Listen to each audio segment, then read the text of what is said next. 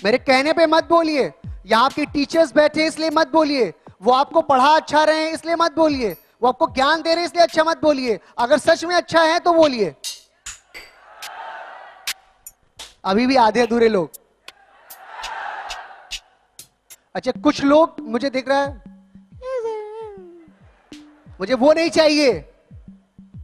मुझे चाहिए कि आप जो भी बोले सच बोले और सच्चे दिल से बोले, क्योंकि सत्य चरित्रता ही आपको आगे ले जाती है।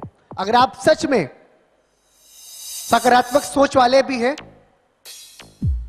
तो प्रतिबल आपका ना भी हो तो भी आपको चिन्हित किया जाता है। आप बल रहित हैं, सकारात्मक सोच वाले हैं तो आप जीत जाएंगे ही। तो मुश्किलों से तैर कर जो आगे बढ़ते हैं सही मायने में वही जीतते हैं। ठीक है, thank you so much. Hello hello, very nice, बहुत बढ़िया लग रहा है आप सभी के साथ। आज का ये उमंग भरा दिन, जोश भरा दिन एक यादगार दिन होगा। इस उम्मीद के साथ हम आगे की कार्रवाई शुरू करते हैं। मैंने पूर्व में कहा है कि हम सभी भारतीय हैं। अभी से आप सब ये मानिए कि आप सब भारतीय हैं और मान भी रखिएगा, क्योंकि हमारे देश का मान, हमारा गर्व जो आज यहां से निकलता है और पूरे देश को प्रज्वलित कर रहा है। किसी भी काम को शुभ करने से पहले हम ईश्वर की आराधना करते हैं, उसकी वंदना करते हैं। निश्चित रूप से ईश्वर जो निराकार होता है, जो शायद हम उसकी सिर्फ कल्पना मात्र कर पाते हैं, वो प्रकाश पुंज, वो ओज हमें ऊर्जा के रूप में मिलती है और हम ईश्वर को सदैव पूजते हुए, उनकी आशीर्वाद को लेते हुए अपने जीवन की एक नई गणना करते हैं। तो आज आप सभी नगण्य हैं, परंतु अब गण्यमान्य होने वाले हैं ईश्वर की आराधना के साथ। आइए इस अंदाज में सबसे पहले इस महामंच पर मैं आमंत्रित करता हूं हमारे कुछ विशिष्ट अतिथियों को, ताकि वो मंच पर आए और इस मंच की शोभा बढ़ाते हुए मां सरस्वती के सामने दीप प्रज्वलन कर कार्यक्रम का शुभारंभ करें।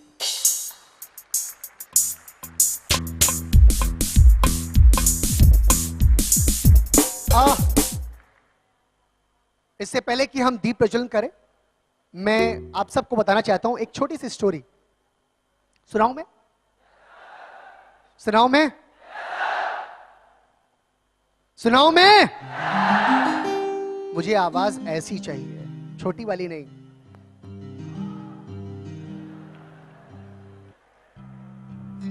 ऐसी वाली भी नहीं। Very good. कानपुर के कितने लोग हैं, जरा हाथ उठाओ। कानपुर के बाहर के लोग? वेरी गुड, सेंट अच्छी है, वेरी नाइस। अब आप कानपुर या कानपुर के बाहर के नहीं हैं, मैंने पहले ही कहा था, आपने हाथ उठा दिया। हम सब कौन है? We are. So keep in mind, मैंने इसीलिए बोला है कि आज ये कान, नाक और आंख, ये तीनों चीजें जरा खोल के बैठिए, क्योंकि ये चीजें ही आपको बलवान भी और काबिल भी, ये दोनों चीजें आपको बनाएंगी। हमारे देश की परंपरा रही है कि कोई भी अतिथि जब आता है तो हम सब उसको कहते हैं अतिथि देवो भव। तो पुनः आप सब हमारे लिए अतिथि भी हैं, हमारे इस परिवार के हिस्से भी हैं, तो आप सबको बहुत बहुत नमन। तैयार है सब? चलिए, अच्छा दोस्तों, मैं एक कहानी सुना रहा था। एक कहानी जो बड़ी उपयोगी है, जो मैं इसलिए शुरुआत में सुना रहा हूं क्योंकि बाद में शायद सुनाने का मौका मिले ना मिले। एक कहानी बड़ी छोटी सी है। दो छोटे बच्चे, दो छोटे छोटे बालक, जिन्होंने बचपन में अपने करियर को लेकर एक बात सोचा कि मुझे गांव में रहकर पढ़ना है, लेकिन गांव से बाहर निकल के भी जाकर कुछ नया करना है, कुछ अलग सोच बनानी है। वो दोनों दोस्तों ने अलग अलग जगह पर, वो पहले दोस्त नहीं थे, दोस्त बाद में बने, अलग अलग जगह पर अपने करियर की शुरुआत करी। मन लगाकर लगन से पढ़ाई करी। पढ़ाई के बाद आहिस्ता आहिस्ता वो आगे बढ़े। जैसे जैसे उम्र के पड़ाव आते गए, जैसे जैसे शिक्षा के पड़ाव आते गए, उन सभी को पार करते गए अव्वल दर्जे से। उसके बाद अलग अलग जगह पर उनकी लाखों रुपए की सालाना की सैलरी उन्हें मिलने लगी। वो नौकरी पे लग गए। उन्होंने सोचा कि यहां पर ठीक है। क्या होता है, नौकरी लग गई, नौकरी के बाद जिंदगी में, और माता पिता बस सोचते हैं कि नौकरी लगी, इसकी शादी कर दो, शादी के बाद उसकी लाइफ बच्चे पर, जिंदगी धीरे धीरे धीरे धीरे धीरे उस 8 घंटे में सिमट कर आगे चलती गई। 8 घंटे बड़े जरूरी होते हैं, पर उस 8 घंटे में के बाद लोग सोचते हैं कि यार क्या ये जिंदगी ठीक है, क्या वो जिंदगी ठीक है, क्या ऐसा करे, क्या नाम करे। यहां पे सिर्फ हम कंपनी के लिए काम कर रहे हैं, अपने लिए हमने क्या किया, अपना आकलन उन्होंने शुरू कर दिया।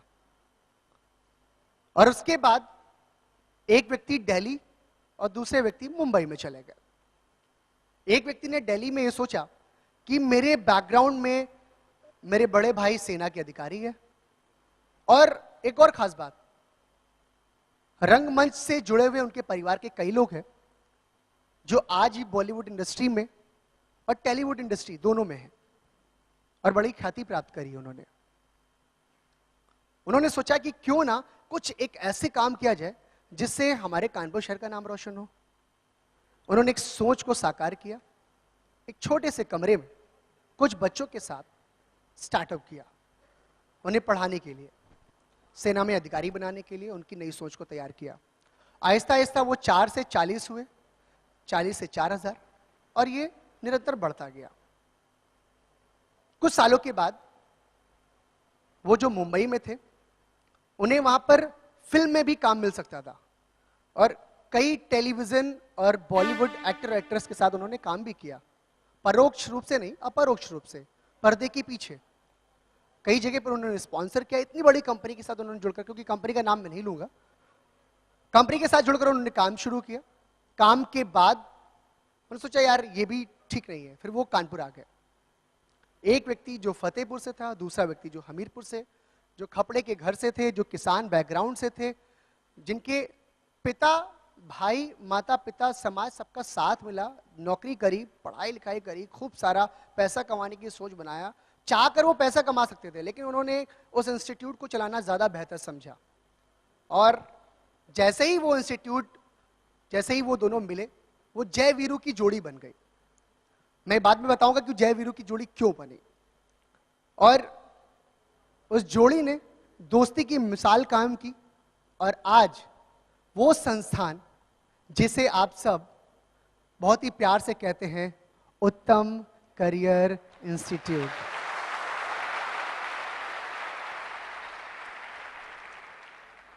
और दोस्तों वो कोई आम व्यक्तित्व नहीं है, वो दोनों व्यक्तित्व आज मोटिवेशनल स्पीकर के रूप में, एक व्यक्तिगत रूप से अपने इंस्टीट्यूशन के लिए, दूसरा व्यक्ति दैनिक जागरण जैसे समाचार पत्र के एक वृहद कार्यक्रम जहां से 10 से 15 हजार स्टूडेंट्स की भीड़ होती है, उन्हें गाइडेंस देने के लिए मोटिवेशनल स्पीकर के रूप में काम किया। और इस पूरे कार्यभार के दौरान कई अवार्ड्स मिले, और पिछले 2 दिन पहले उन्हें बेस्ट अचीवर अवार्ड से नवाजा गया। जी हां, वह दोनों व्यक्ति कोई और नहीं है, आपके इंस्टीट्यूट के, आपके मोटिवेशनल पर्सनालिटीज, या यूं कहें कि आपके मेंटोर, आपके प्रेरणादायी, जिनसे आप प्रेरणा लेते हैं और वो प्रेरणा स्रोत भी हैं आप सभी के लिए। Director of Uttam career institute आदरणीय Shri YK Uttam sir, and the one and only the wonderful man Arunendra Soni sir.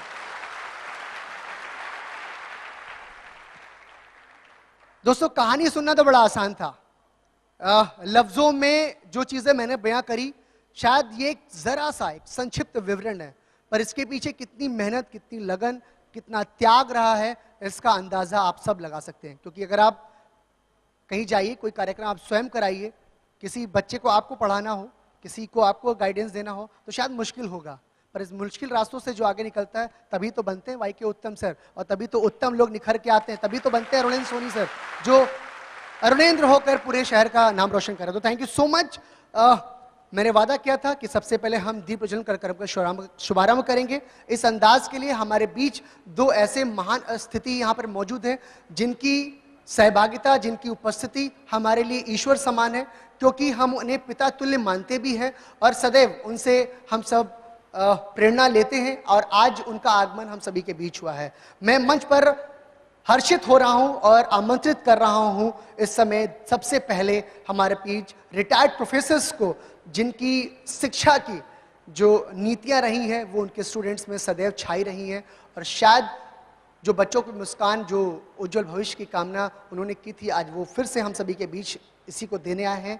Shri Radhe Shyam Soni sir, जो कि father of Shri Arunendra Soni sir हैं, एक बार जोरदार तालियों से उनका स्वागत करें आप सभी।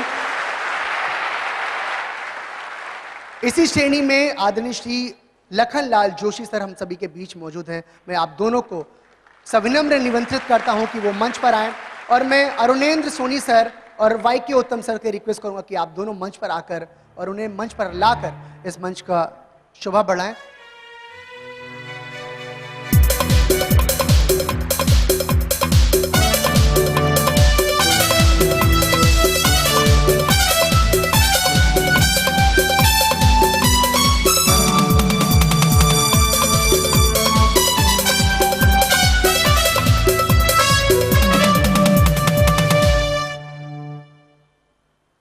अस्तो मां सद्गमय, तमसो मां ज्योतिर्गमय, मृत्यो मां अमृतगमय। अंधकार से प्रकाश की ओर ले जाती हुई ये प्रेरणा हम मां सरस्वती से सीखते हैं। मां सरस्वती सदैव हम सभी को आशीर्वाद देती हैं और सभी कलाओं में पारंगत करती हैं, चाहे वो विद्या का क्षेत्र हो, चाहे वो कई अन्य सांस्कृतिक क्षेत्र हो। एक बार जोरदार तालियों से स्वागत करें आप सभी।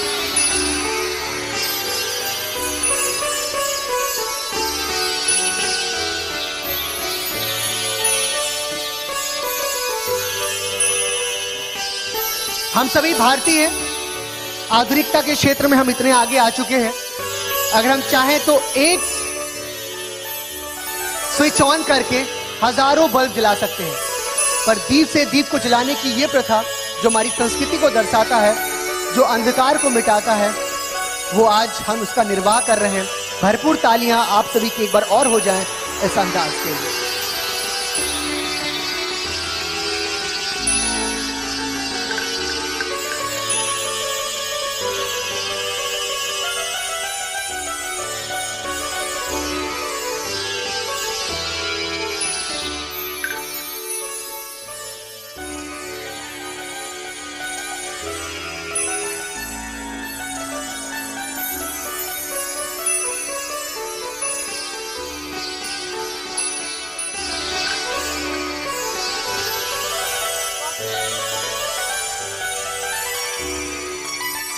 मैं हमारे विशिष्ट अतिथियों आदरणीय जोशी सर और साथ में श्री राधे श्याम सोनी सर को मैं रिक्वेस्ट करूंगा कि वो इस महामंच के मध्य में आ जाए, ताकि उनका आशीर्वाद हम सब ले सके।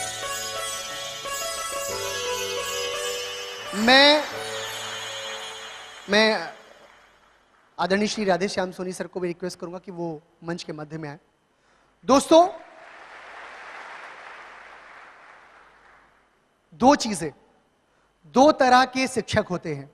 आप दोनों चूंकि प्रोफेसर रह चुके हैं, इसलिए ये विषयानुगत है, इसलिए मुझे यहां पे बताना लाजमी लग रहा है। दो तरह के शिक्षक होते हैं। पहला शिक्षक जो शिलाधर्मी होता है और दूसरा आकाशधर्मी। शिलाधर्मी वो जो डंडे की चोट से, जो आपको बस ये बताता है कि जो लिखा गया है, जो किताब में पढ़ रहे हो, जो मैं कह रहा हूं, जो मैं सत्य कह रहा हूं, वही सत्य है।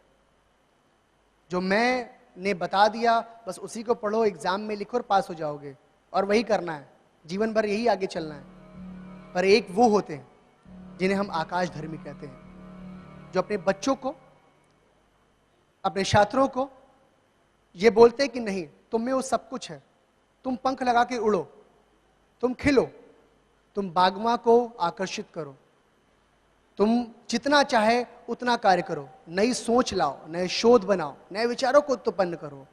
तो मुझे लगता है आप दोनों आकाशधर्मी पुरुषों में से हैं। मुझे भरपूर तालियां चाहिए दोनों के लिए। और अब मैं आदरणीय जोशी सर को रिक्वेस्ट करूंगा कि अपने वचनों से, अपने विचारों से हम सभी को अनुग्रहित करें। Thank you.